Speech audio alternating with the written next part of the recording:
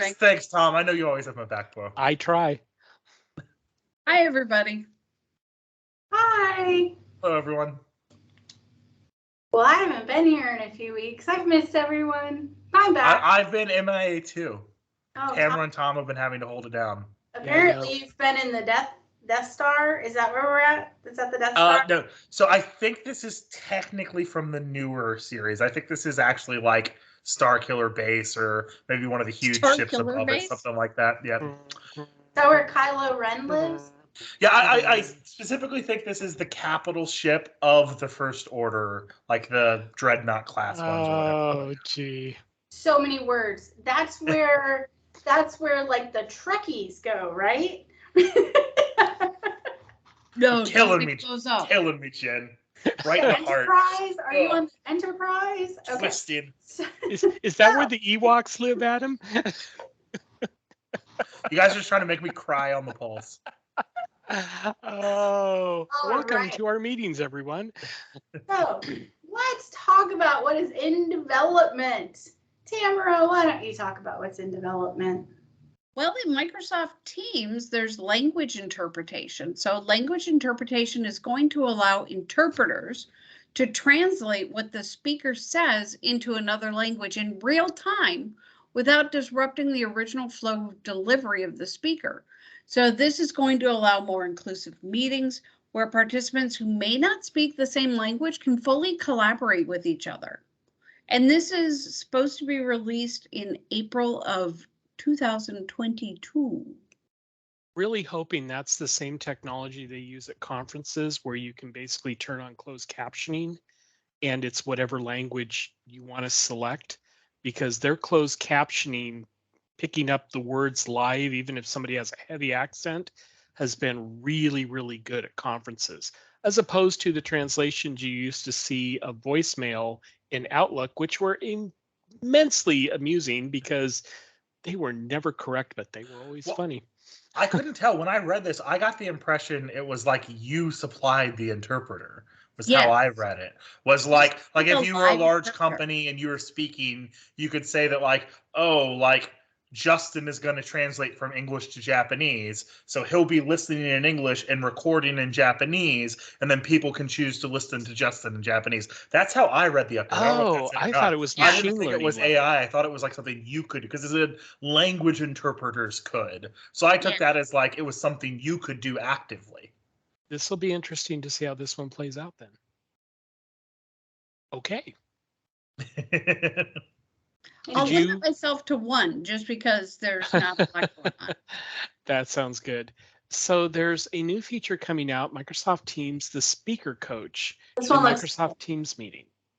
I'm thinking this is going to be really cool. It's sort of, I'm guessing it's going to be very similar to in PowerPoint, you can have the coaching. Yep. Basically, it'll record you, and that way it'll say, hey, you say far too often, and you need to do X, Y, Z.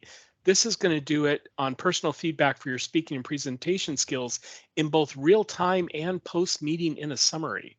So it sounds like what you could do is if you're presenting in a meeting, you could turn this on, and at the end of the meeting, get a summary of, hey, here's how you did, here's where you can improve, things like that. I think that's going to be awesome for people who are not comfortable speaking in front of a group to get more feedback without it feeling like they're getting judged by somebody. So I don't know that I like the feedback in the real time portion. Well, so it can be good. So I actually researched this one. This was the one that I chose to do. Like our company sends out notifications in the newsletter, and I happen to be the person that recorded what our thing was for the newsletter today, and I chose this to talk about. So I actually researched it and did some testing with it. The idea behind the real-time feedback, Tamara, is while you're going through and doing it, it will say stuff like, and this perfect example right here, maybe you're speaking too quickly. You should potentially slow down to make sure that everyone is getting what you're doing. Or it will potentially remind you, hey, you haven't taken a break in a little bit. Maybe you should stop and ask questions and see if someone does it. The other feature that I thought was really cool for real time,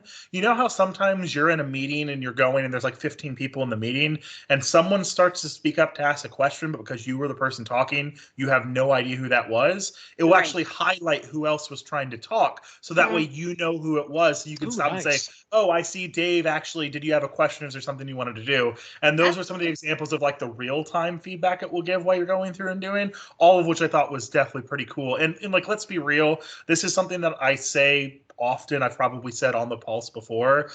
In the IT world, a lot of people go into IT because they're good with computers and not good with people. Like, it's just, it's a fact of life for our industry. And people that are good with people is great, but like, we all have those coworkers that just like, oh, I don't know about, I don't know about putting Sam up there in front of everybody for the presentation.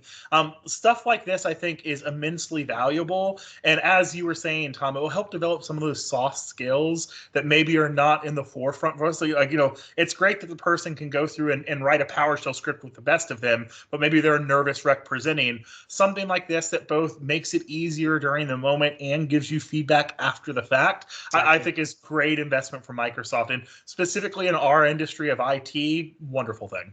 Exactly. I agree.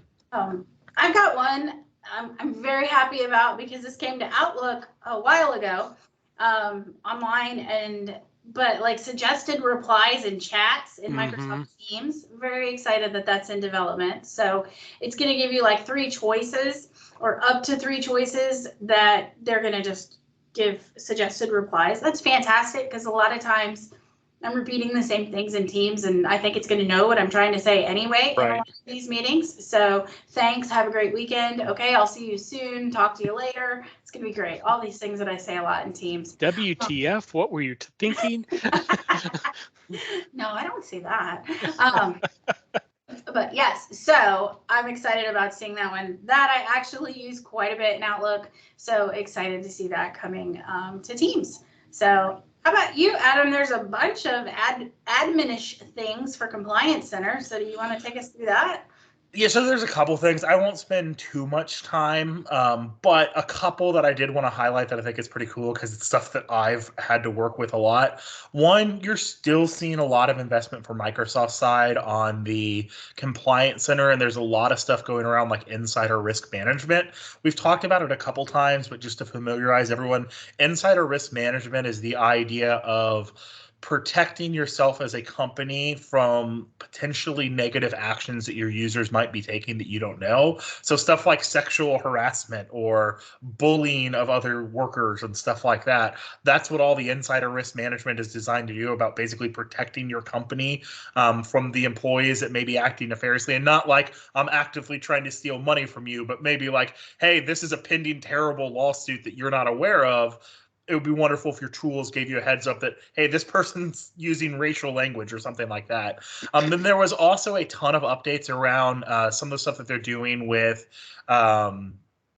Windows 365, which I think is ultimately great. There was literally, let me see, 1, 2, 3, 4, 5, 6, 7, 8, 9, 10, 11, 12 items for Windows 365.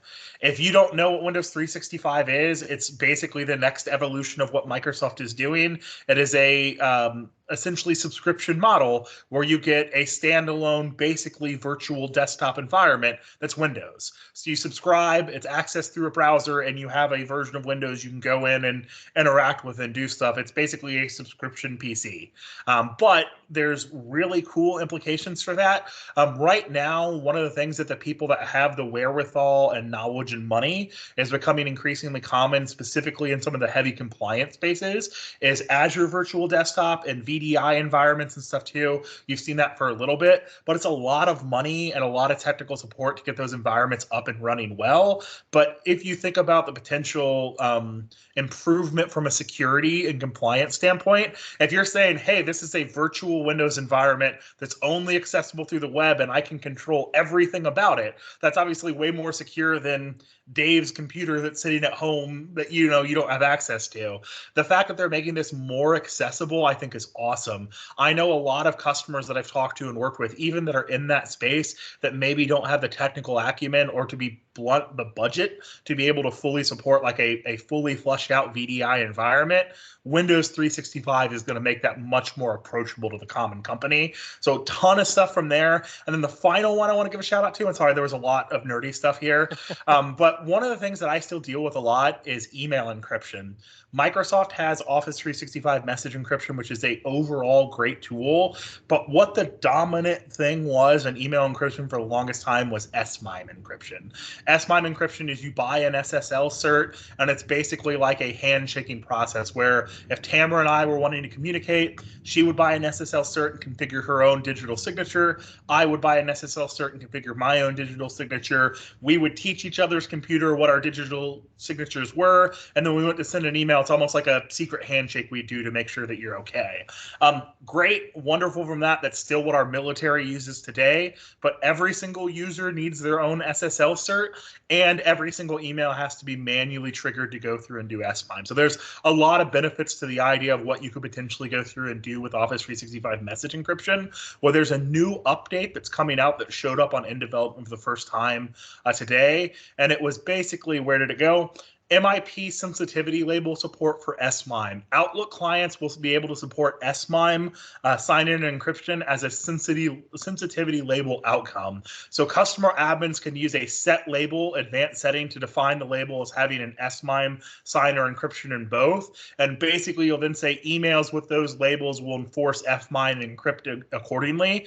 The big thing of why this is amazing is because right now, if I configure S-MIME for one of my clients to use, it will only S-MIME encrypt if they manually on every single message remember to go in and tell it to encrypt. What this will do is I can just outright label stuff or put conditions around doing the label, and even if my user doesn't remember to do it, it will S-MIME encrypt for them, which from a compliance standpoint is like, oh, like it's amazing. So really happy to see that one listed down. And this is why we let Adam do the geeky stuff. Great. I will say on the Windows 365 updates, two that I think are worth highlighting specifically are Windows 365 availability on GCC and GCCH. So those are called out specifically for those environments with a release date of calendar year December 2022. So just so you know, it's put out there with a release date of the end of the calendar year. So we all know things can change, but that's what they're shooting for. It's finally made the in development part of the roadmap. So we will probably talk about this many more times through now in November or December. But I mean, really, it is going, it has the potential to be a hugely transformative technology. Imagine 10 years from now, companies can basically have stuff like Windows 365, where your entire work computer is an object in the cloud that as long as you have an internet connection, you can get to. All your programs will be there, all your sensitive documents, all the stuff will be there, and the security side is even better. That then instantly means essentially you can travel wherever you want. Users can have whatever devices they want. You no longer have to hardcore worry about, well, how much RAM does that local computer have? All that stuff is configured on the back end online. So as long as they have an internet connection, they can get in and function the way they want. I think that is what the modern business PC will be a decade from now, hands down. Yep, I think it's great to see it called out for those environments. And I know people running those environments love to see their environments hit the roadmap and dates. It's great for planning. So Tamara or Tom, anything else for in development? Cool. Well then, Tom, why don't you take us to rolling out? So I'm going to go ahead and mention, because I only had a couple that I selected that really hit me because we've talked about some of these things before, but that is Microsoft Stream, generate captions and transcripts for a video uploaded to SharePoint or OneDrive. So basically under the new version of Stream, not Stream Classic, but Stream 2.0, if you have edit permissions to a video file, you can click a button in the player, and that's actually going to generate the closed captionings and the transcripts. So for people who, would prefer have that visual closed captioning when they're listening to it or things like that, now somebody, hey, I can edit this video, I'm going to go ahead and turn on closed captioning or transcripts. In our environment, that could be a little problematic because we don't like to do transcripts because it could contain PHI information if PHI was mentioned during the course of the video. So that's still kind of a problem point in our environment, but I still like the idea that people can go through and say, hey, I can go get that after the fact, and I don't have to have like owner level access to do that. So. Awesome. Tamara or Jen? Microsoft Teams breakout rooms, pre-meeting room creation and participant assignment coming out for the DoD. That's rolling out in June. Very excited about that because currently what you have to do is you have to start the meeting and people have to be in the meeting in order to set up the rooms and assign people to the rooms. And so this will allow you to log into the meeting early, like days early, and set up the rooms and assign people who have been invited to those rooms so that when you get in the meeting, you don't have to mess with it. And So that's why I left that one for you, Tamara. Thank you. Very excited about it. 2 for Yammer. So Yammer profile page updates. So just a revamped profile page, cover photos, following right rails, and what community you've joined. So just a new profile page in Yammer, and then upvote answers in Yammer questions, so people can upvote the answers that they find useful and appropriate. So communities and live events, you can upvote the things that you find helpful. So those were the things that I found helpful in rolling out. So Adam, what do you? Well, I don't necessarily have one, but I feel like either you or Tamara definitely needs to talk about the webinars in GCC. That might have been something we talked about a previous thing, but that is, if y'all don't know, that is right up Jen and Tamara's alley as far as what they do and what they do. Yeah, excited about this. Yeah, so one of y'all needs to highlight this. But yes. But Tamara, what is it? Do you want to explain to the group what it is and what it does? Sure. Webinars, you can schedule and deliver 1,000-person webinars with the same Teams app that you use for meetings. But the webinar capabilities support a registration page creation, email confirmations for registrants that you can customize, and then host management for attendee video and audio attendees. Things like start everybody with a muted microphone and don't allow them to unmute the microphone unless I grant them explicit permission to unmute their microphone. Plus features like polls, chats, and reactions. So that's supposed to be rolling out to GCC, already out in the commercial cloud. People are loving it. Rolling out to GCC this month. Yeah, that's Tom's face going, yeah, that feature that I've already had for a while. That's Tom's face. Hey, I knew both of y'all would be very excited about this. So. Too funny. Yes. Very excited about that. But besides that, I'm good. I got all my nerdy stuff in development this week. Awesome. Well, okay, so there's only one in launch. It's like the huge launch section. That's a little odd. Only one in launched. So that was Microsoft Teams Room Managed Services. So partner delegated access, multi-tenant support. So the invitation system to allow partner access and provide partners with multi-tenant view in their portal. I'm not even 100% sure I understand what that means. I was so wanting to do that one in radio voice, and at the very end go, invitation system to allow partner access and provide partners with multi-tenant views in our portal, and I don't have any idea whatsoever as to what any of that meant. Yeah, Go ahead, keep in Adam. mind, this is for Microsoft managed team rooms, but like team rooms are a very specific thing of where it's like a thing you're setting up for like a conference room. So yeah, I was in the same boat. I was just like, I don't know what I know those words, but I don't know what those words mean. In that combination, they make no sense to me. All right, well, we'll move to canceled. There's 3 this time. So insider risk management, integration with communication compliance. This one is being postponed and republished when they can get the timeline defined. So it looks like that one is going away for now. Microsoft Teams Room Managed Services, location-based role scope. That's getting delayed. And then Microsoft 365 Admin Center Teams user activity per user graph API, it is canceled as a result of customer feedback, and we're introducing a new Teams activity, user activity per graph API to help you track your Teams usage per user over time. So basically, I think that was the original description, right? Because like that kind of tracks to the team user activity per user graph API. So I think they're just saying that feature's canceled. Yeah. Which I guess it wasn't too Big Brother-ish. I'm not sure. Yeah, sometimes they don't. What I found a lot recently is some of the things that they're putting in the admin center with reports, then they give away to the reports reader.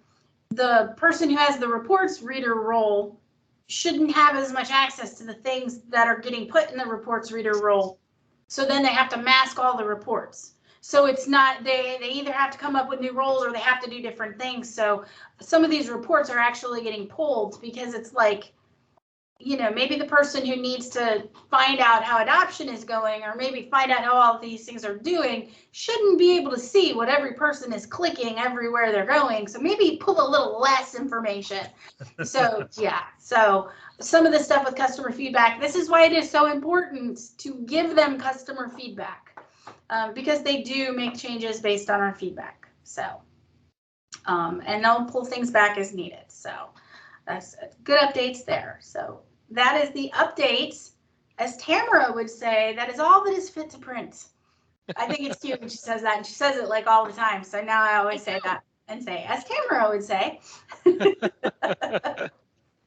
Those are. I can give you a whole list of Tamara-isms that we use on a regular basis. All right. Well, thanks so much, everybody. Tamara's like, and with that, we will wrap up the meeting. We are done. Yeah. We are so done. I have the control. I'm clicking stop recording. Bye, guys. everyone. Bye.